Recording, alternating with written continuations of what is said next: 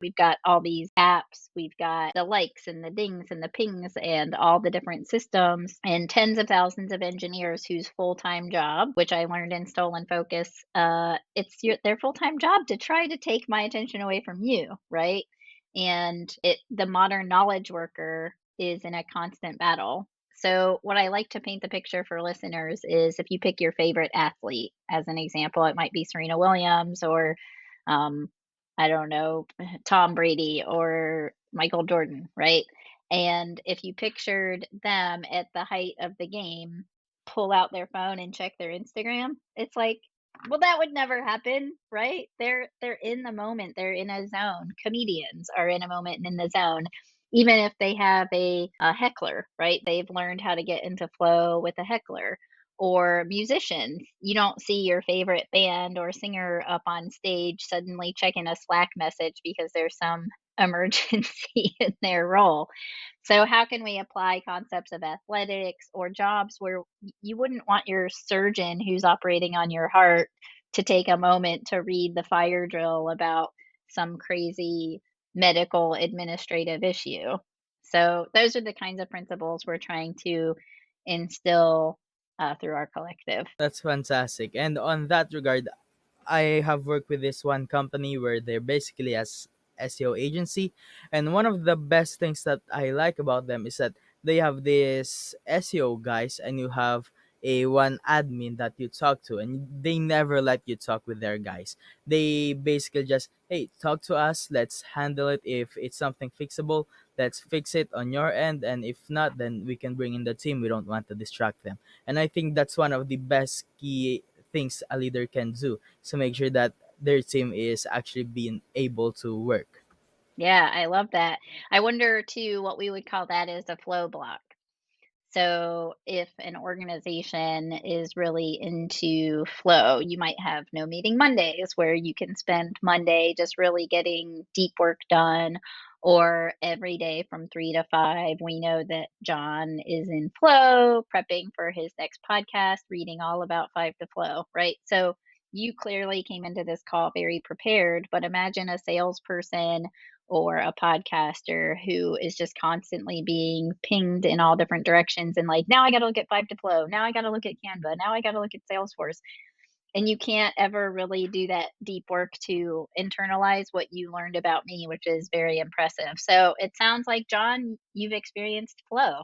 I'd be curious if you think you have. Yeah, I mean, most of the time I don't, but if I'm inviting people on the podcast, it's my job to at least make sure that I learn something about you because I'm taking your time. Let's be honest here. I'm taking your time, asking you to spend time with me, and I appreciate it. And that's why I make sure that I'm actually prepared. I'm not just going in here, doesn't know anything about you.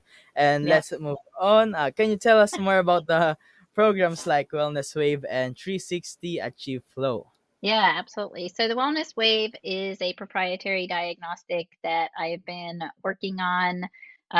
Some of our board members and I honed it, some of the content from over a decade ago. I have repurposed tons of this survey kind of content, and then in 2020 gathered probably about 20 people around the world to write very specific survey questions to their discipline. So I mentioned the five core elements, and then through each of the five, there are five subcategories. So, what the Wellness Wave does is helps us quantify the root cause of issues and gather the strengths of an organization based on their employees' opinion or sentiment.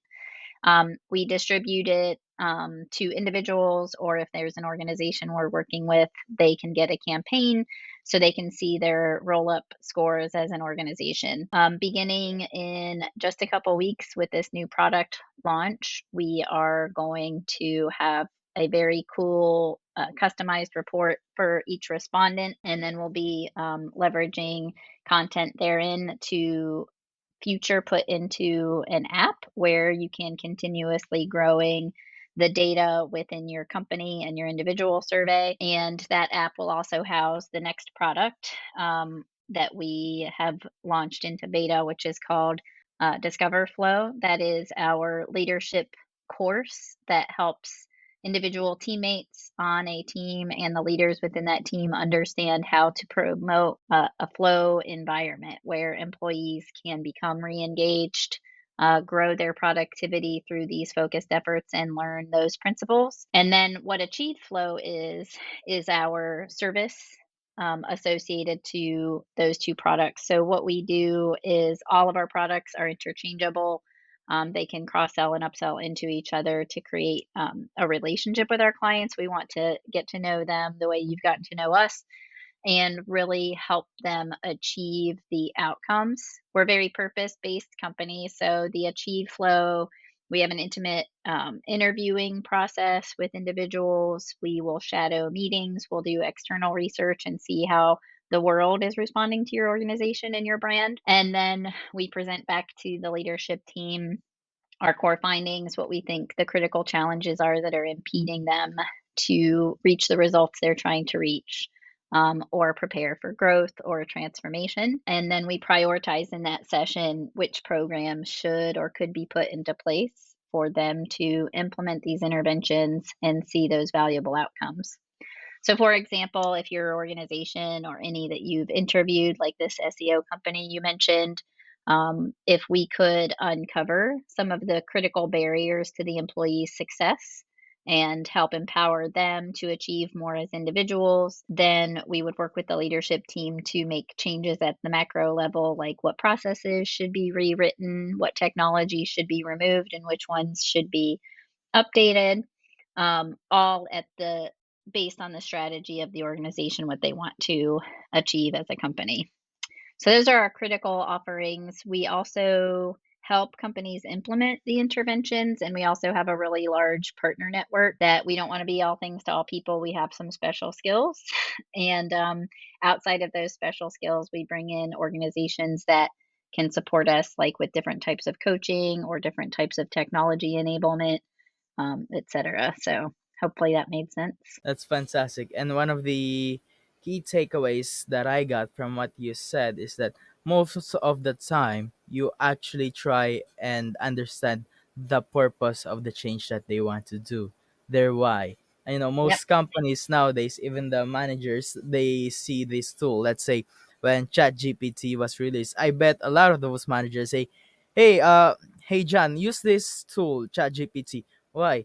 Well, I saw our competitor using it and they're very successful. Just put it there. Maybe we can work it out." And they don't know why they're doing it. They just Yep. want to, yeah, let's copy this because I saw it working from somebody else. And I don't think that's going to be helpful in the long term. Yeah, I love that you said that, and that's an interesting thing. Our why was we continued working with clients who didn't know their why.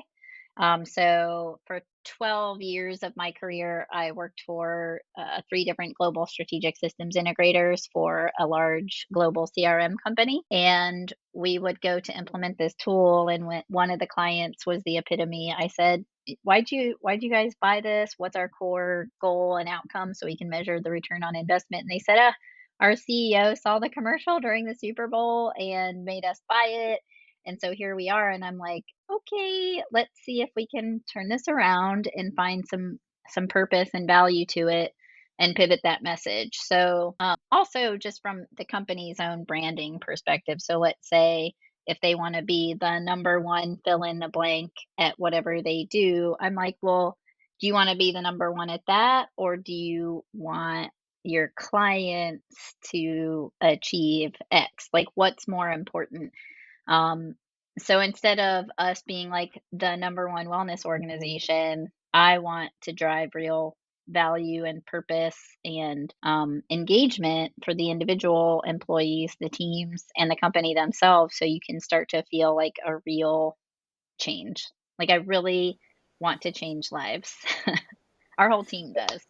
That's fantastic. And yeah, the why is very important because it's not going to work if you don't have the end in mind, Yep. especially for those tools where most of the time they're complicated to learn. Yeah, exactly. And in your about section in your 5 to Flow in LinkedIn, it highlights that engaged employees are more healthier, more creative, productive, and collaborate more.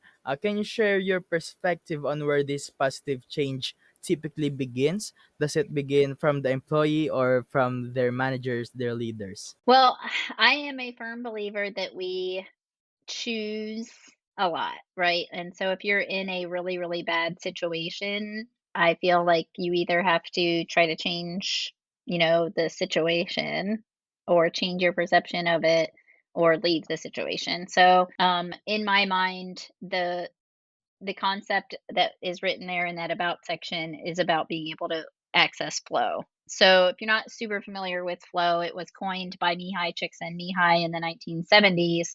And his postulation is if an employee is given a role or an individual, like the athletes we mentioned, or singers, or what have you, writers, anybody who can take a really concerted focus on something that they're passionate about, they are far more productive, they're far more fulfilled, they're therefore then more creative.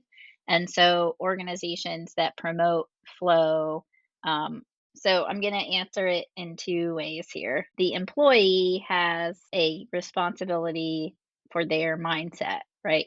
Growth mindset versus fixed mindset, to understand themselves enough to know what they're there for. Are they working from a core value?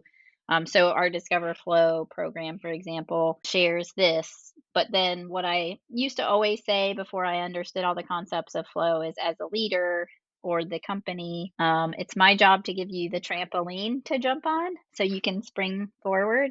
But if you don't jump on it, I'm not going to push you.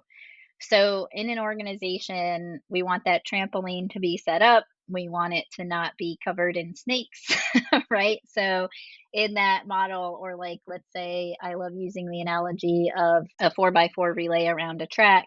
And if one of them is marketing, one is sales, one is operations, one is delivery, or what have you, that every part of the track needs to be smooth. The you need to block the wind for all four teammates equally. They all need the right equipment for their part of the relay. You can't just fix one part. So, from a leadership perspective, we want to see barriers removed. We want to see a strong vision, mission, purpose, and an understanding of goals. We want to see distractions minimized and really put more value in outcomes than inputs. So if I say, John, I need you to work 10 hours a day because we're just so busy, if you're doing non productive work, 8 of those 10 hours, versus, hey, John, we want to see 2 podcasts a week that people want to listen to, and that took you 4 hours a week, would you rather work 50 hours a week or eight and get the same outcomes, right? So we want to see the leadership teams really understand the value of a truly healthy, productive employee over clocking in and clocking out. Obviously, there are jobs that we have to clock in and clock out. We apply this as much to the modern knowledge worker as possible. So, like, if you picture other industries where you do have to be on the phones for 8 hours or whatever to serve your clients, we just want to see that that infrastructure for every role promotes the ability to get into flow and reach those critical outcomes that you read about there. That's fantastic. And I don't think many people actually know that flow is a skill that you can learn. I mean, and it is an amazing skill. I mean, if you have a 3 week long project that you need to complete and you forgot everything about it and you just have 2 hours to complete it, you become a sudden genius. So I guess it is worth it to learn That's for anyone. amazing. Yeah. Yeah, we talk a lot about that in the Discover Flow course too. And one of the biggest pieces of feedback we've gotten is for employees who know how they feel when they're stressed and their cortisol's raised, their adrenaline's raised, they're like on hyper alert, the hormones are racing, and that's the struggle phase. And when you can recognize you're in struggle, how do you proactively go, oh, I'm in struggle. I need to step away, take 10 deep breaths in nature, play with the dog, do the release.